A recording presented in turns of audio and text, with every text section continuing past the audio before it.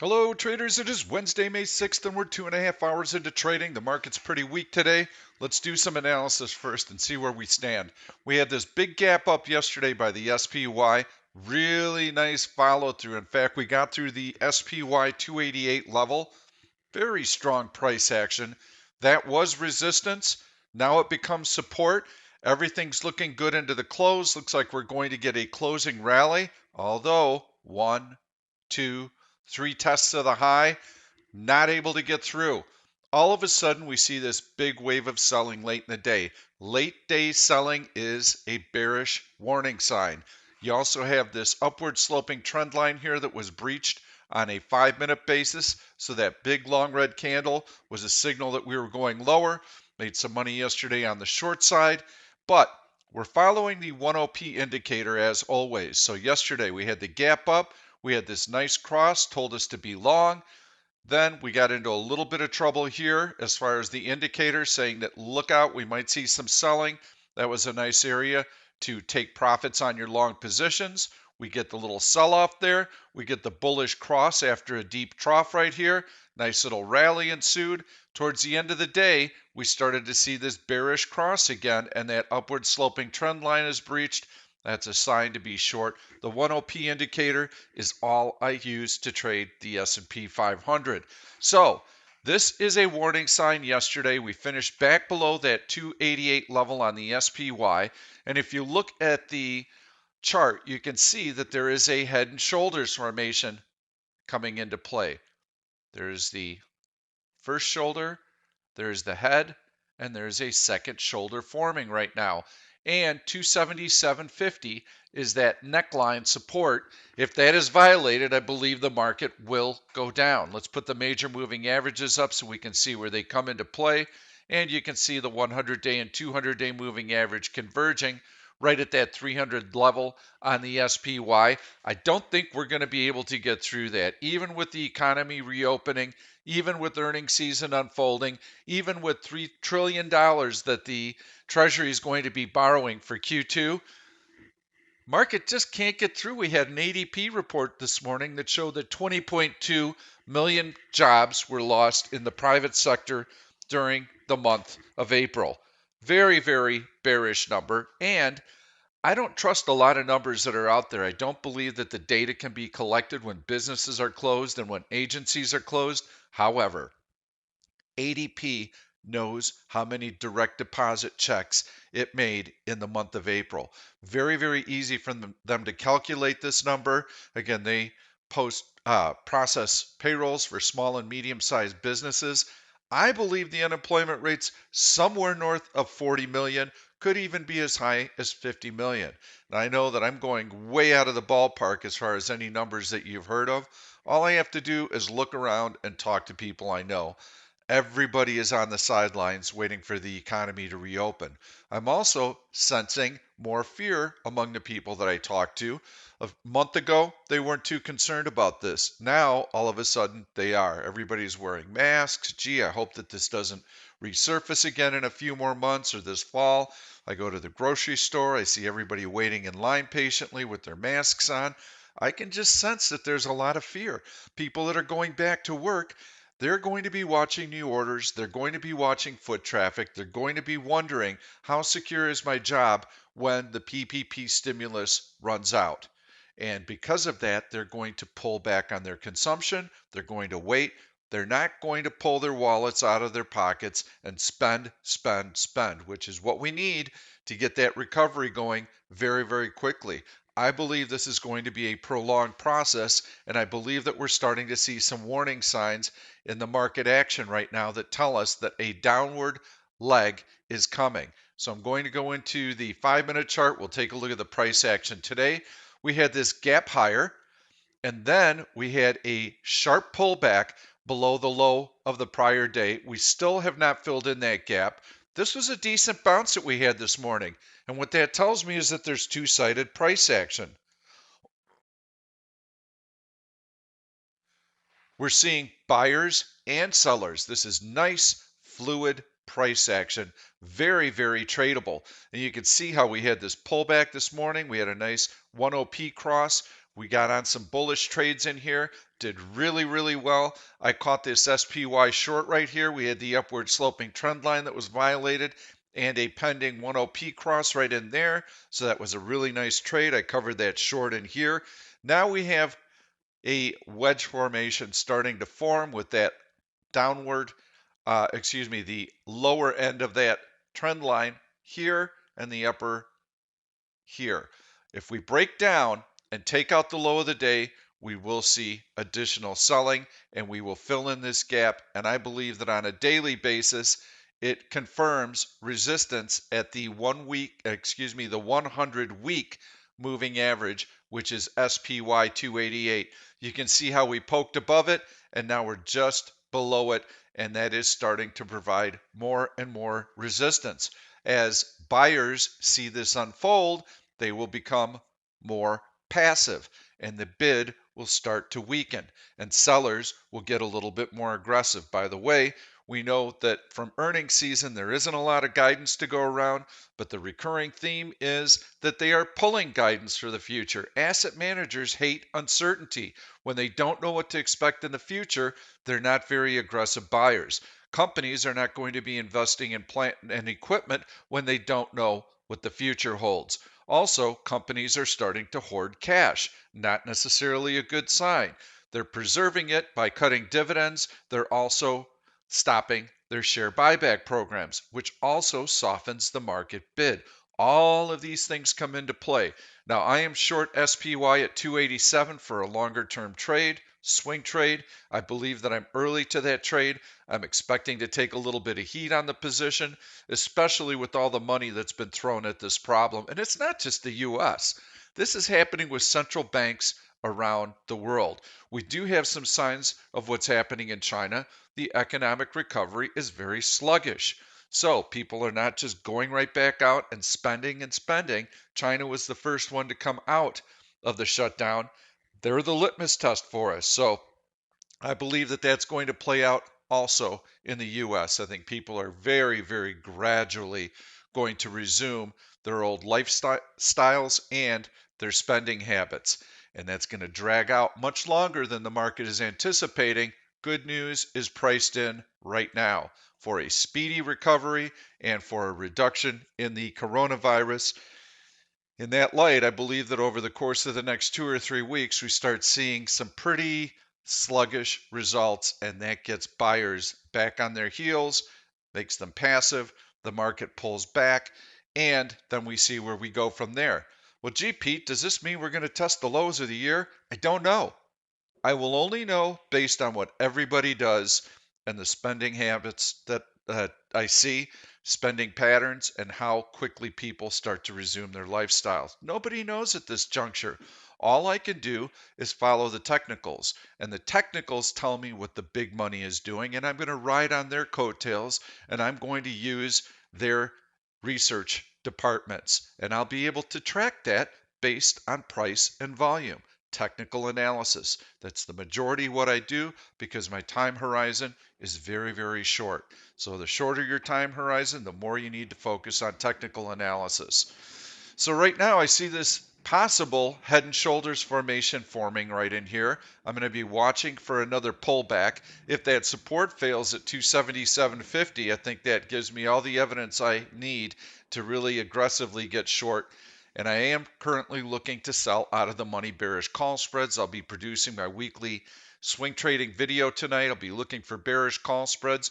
If I see something really attractive on the long side, I'll sell some out of the money bullish put spreads as well. I just need to make sure that that company is prospering during the pandemic. As long as they're doing that, I'm very, very happy to get long and sell those out of the money bullish put spreads. Post earnings plays are going to be in focus the next week or two. So we've got that also working in our favor. Still lots of earnings. 150 companies out of the S&P 500 posting earnings this week. So, and keep in mind that the companies that reported in the early part of the earnings cycle, they only included a few weeks of pandemic in their numbers. Now, with every subsequent earnings report that comes out this week, next week, the week after, they're going to have more and more evidence from that shutdown and their numbers should be weaker and weaker. So let's look to see if we get a little bit of a pullback. I believe that the warning shot has been fired. We tried to get above this 288 level last week. We pulled below it, tried to rally up to it again yesterday. No go. Started to see some selling pressure. So I'm getting a little bit bearish in here. I can't get overly aggressive because this has been a strong rebound from the low, and we do have the Fed throwing everything they've got at the problem. So once we get that technical breach, then I think we can get more aggressive with our shorts, and then we evaluate what happens over the course of the next month or two. So I gave you probably a little bit more market analysis than I would normally, but this is a critical juncture. Market first, market first, market first. The market is what matters. And you have to get that piece of the puzzle right, or any trade that you do after that is going to have a 75% chance of failing, because 75% of all stocks follow the market. So let's go in and take a look at some of yesterday's picks. And mind you, we had this strong, strong rally. We were above SPY 288 yesterday. I'd mentioned that the caveat to doing the bullish swing trades was we had to stay above SPY 288. So if you were long the stocks that I'm going to show you and we get this break below 288 on the SPY, what does that mean? Get the heck out of the trade. If you're watching this video later in the day and you see this and you're wondering if you might want to buy those stocks for an overnight position, no, you shouldn't do it. We're below 288. That's the caveat. Got to watch what the market is doing right now. As long as we're below SPY 288, I think you can focus on the short side. But see how the day plays out. See if the market's able to rally back to that level. If it is, and get above it, then I think you can take some of these overnight longs. If it stays below 288, should be focusing on the short side. So we'll go into the charts here. We'll take a look. Yesterday, on the long side, I had a few stocks. I gave you Apple,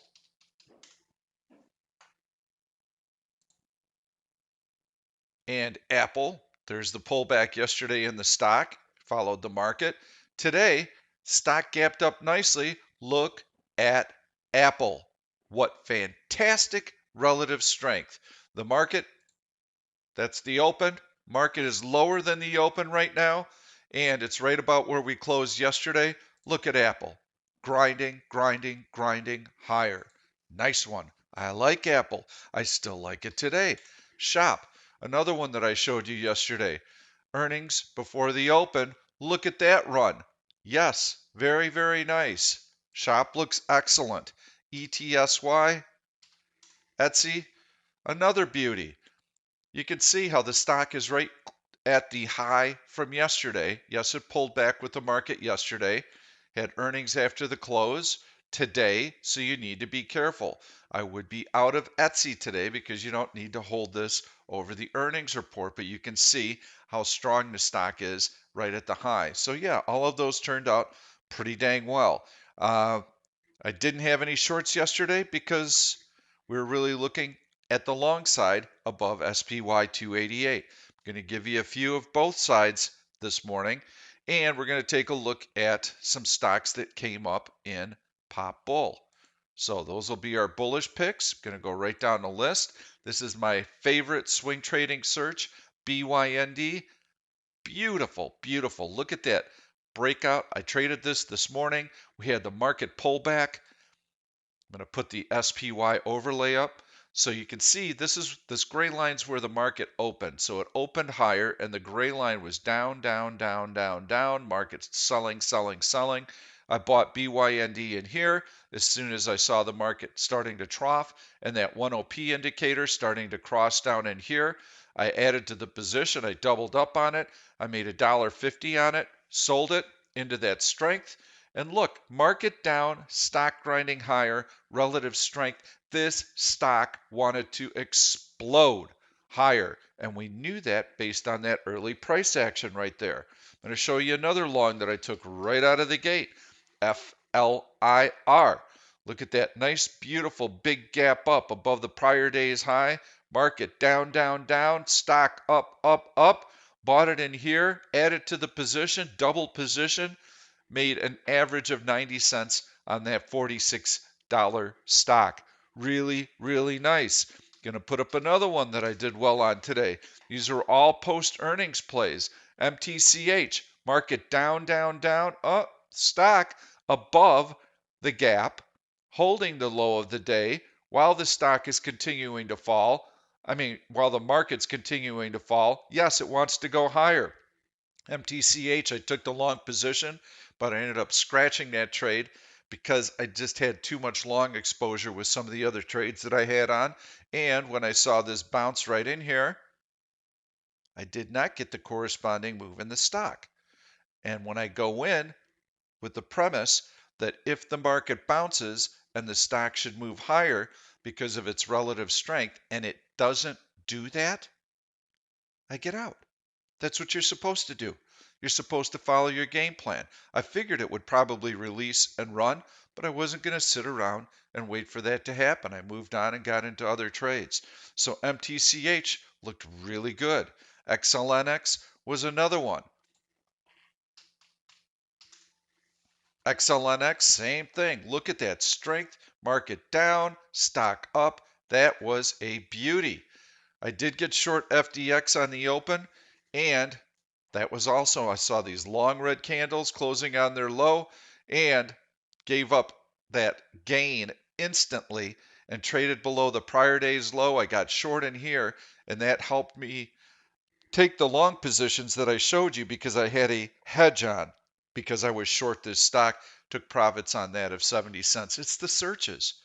The searches make it so easy for us to find these stocks, and that's all we do. All the members here that are in the chat room, we keep posting everything that we find. Pop Bull, I had mentioned, is one of my favorite swing trading searches. I'm going to be doing some swing trades tonight. This will be a great list for us to use, and I'm just going to knock through a few of them and show you some swing trades that I like. If I like it on a swing basis, there's a good chance that I'm going to like it on a day trading basis. I just have to wait for the patterns to set up. BYND, I showed you. Love it. Love that breakout above the 200-day moving average. New relative high. Should easily challenge resistance. Long green candle closing on its high during market weakness. Yep, I like it. MTCH, beautiful. Little compression, bounce off the 200-day moving average through horizontal resistance, gap up after earnings, relative strength during market weakness today, stock near its high of the day. MTCH looks very, very good. LVGO, oh yeah, rocket shot through the high on earnings. This is another one earlier today that I had pointed out. See that right there, that compression right in here when the market's pulling back? I'm going to put up the 1OSI indicator. That's another way that we can evaluate relative strength. Orange line above 0 equals relative strength. Relative strength right in there, zoom, higher. I like that one. That one looks good. A little bit overextended on the daily chart, so that one may be a little bit more of a challenge to be long overnight and ride, but incredible strength on that stock. TGT was a nice one this morning. That's getting through horizontal resistance right here above the 100-day moving average. I like TGT on the long side. So I better stop right now because I'm going to have too many stocks to follow. I showed you TGT, LVGO, I showed you BYND, and MTCH. And I think that's enough for the long side today. So, Pete, when do I buy these stocks? Should I buy them now? What should I do? No. If the market is above SPY 288, I think you can consider these for overnight swing trades. If we are below 288, then you have to focus on the short side for your swing trades.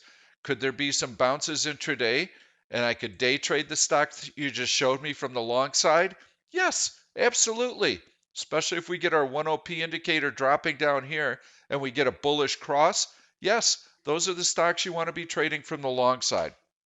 So let's go in. Let's take a look at Pop Bear, the counterpart to Pop Bull.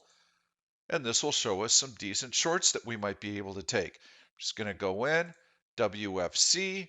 I like that. You can see how it's challenging this low right in here.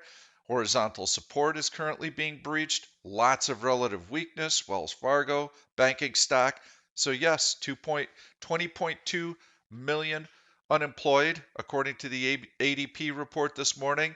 Yes, that's going to put some pressure on banks, possibly some bad debt write-downs. WFC is also in the mortgage side of the business.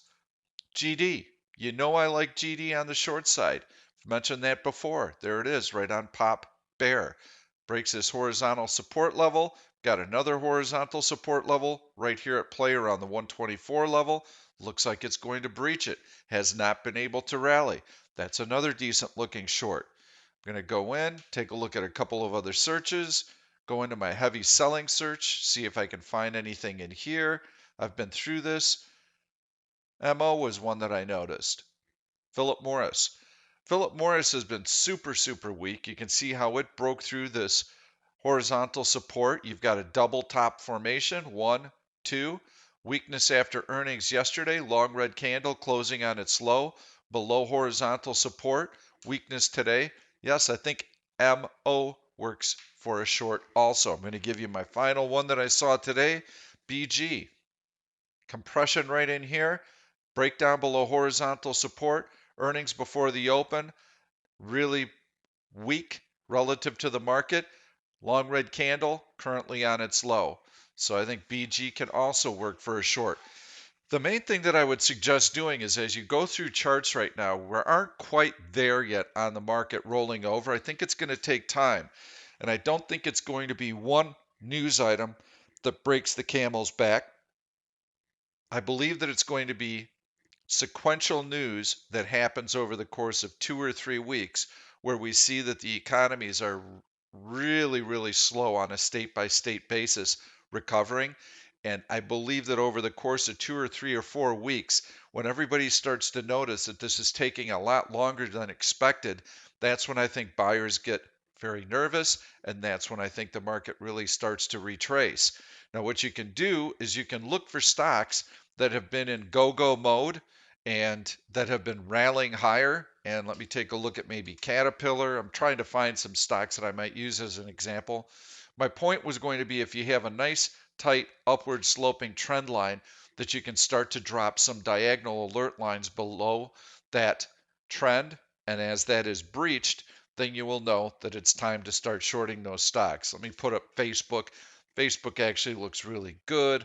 Trying to think of any stock recently that may not be in quite a sharp uptrend. Facebook, by the way, that's the kind of company that I would probably look to buy on any big market pullback because it's a social media company and it's the kind of company that should do well. Microsoft also did well. Let's just say this is any random stock and not Microsoft per se. What you would do is you would click the alert and you would drop it right here and you would drop it right there and you would start drawing alert lines on a GTC basis so that when that market rollover finally does start to happen, as you've gone through and done your homework every single day and you've seen these nice upward sloping trend lines, start drawing them. And then when we finally do get that crackdown, you won't be scrambling looking for trades. They will be delivered to you on a silver platter. You log into your computer and you'll have a pop-up alert right here that says, hey, Microsoft just breached that upward sloping trend line that you drew. Are you interested? And then you'll have really nice shorts delivered to you. And in that case, let's say it is Microsoft, maybe you're not buying puts on it, maybe you're selling it out of the money bearish call spread using that $180 level. Again, Microsoft, Amazon, Apple, Facebook, Netflix, all of those companies have benefited from the coronavirus. So I wouldn't be looking to them for your shorts. I'd be looking at the other 90% of the S&P 500, in particular, travel and entertainment, car manufacturers, retailers, brick and mortar retailers specifically, perhaps some real estate investment trusts, maybe the mortgage industry, financials. Those are the types of stocks that I think you want to be looking towards. So that concludes today's market analysis, giving you some really good picks on both sides. Make sure you watch that SPY 288 level. If you like this content, please give it a thumbs up. Make sure to subscribe to the YouTube channel and turn on your notifications so that you never miss one of these videos. I'll make sure to include lots of actionable trades and a lot of education as well. Thank you. We'll see you tomorrow.